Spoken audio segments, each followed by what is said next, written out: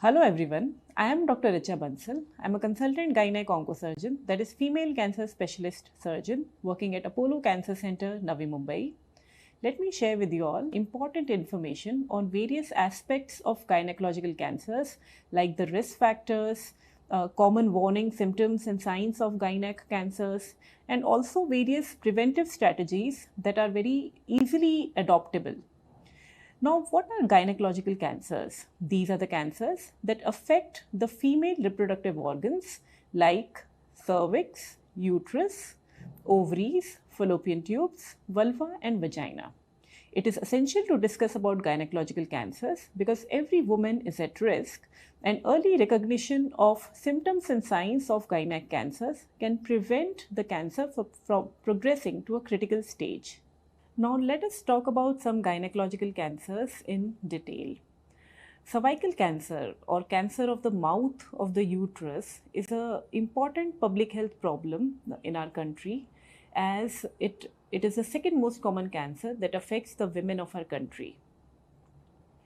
Infection with human papillomavirus, that is HPV, is the most important factor in the causation of cervical cancer, and the women for whom the HPV virus remains persistent in the genital tract for years are the ones who are at the maximum risk of developing cervical cancer. HPV test and the pap smear test are the two tests available to us which can identify the women with persistent HPV infection and also the women in whom HPV virus is causing some abnormal cell changes that can be picked up on pap smear test. These abnormal cell changes developing in the cervix, which are picked up by the pap smear test, can be easily treated and thus future development of cervical cancer can be prevented. Now, another important aspect of cervical cancer prevention, which we all should be aware of, is HPV vaccine. World Health Organization recommends HPV vaccine for all the adolescent girls between 9 to 15 years of age for prevention of future development of cervical cancer. Now coming to the common symptoms of cervical cancer. Early stage cervical cancer does not give rise to any symptoms, which is why regular screening is so important. Symptoms arise only when the tumor has grown in size or has become locally advanced, and the symptoms noticed at this stage are abnormal vaginal discharge, especially if it is foul smelling, pain and bleeding during sexual intercourse, any postmenopausal bleeding, and so on. Now coming to uterine cancer or cancer of the womb.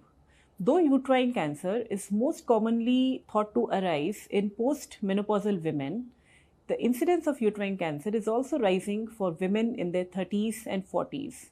And the most important risk factors for this rising incidence of uterine cancer are obesity, delayed marriage and hence delayed childbirth, having less number of children, not having any children, and so on. Routine screening for uterine cancer is not recommended, but it is very important for the women to be aware of common symptoms of uterine cancer, which are heavy menstrual bleeding, any bleeding or spotting after a woman has achieved menopause, that is postmenopausal bleeding, pain or pressure felt in the pelvic area, and etc. Ovarian cancer is the most deadly of all gynecological cancers, as more than 80% of women who are diagnosed with ovarian cancer have already advanced stage of the disease at the time of diagnosis. This is because early stage ovarian cancer hardly gives any symptoms, or it causes many very non-specific symptoms. And these symptoms are dull ache in the abdomen, abdominal bloating, feeling quickly full after having even small amount of food, pain or pressure in the pelvic area. So women should be aware of these common symptoms and signs and should never ignore them, especially if these symptoms have been persistent or are worsening in severity over a period of time.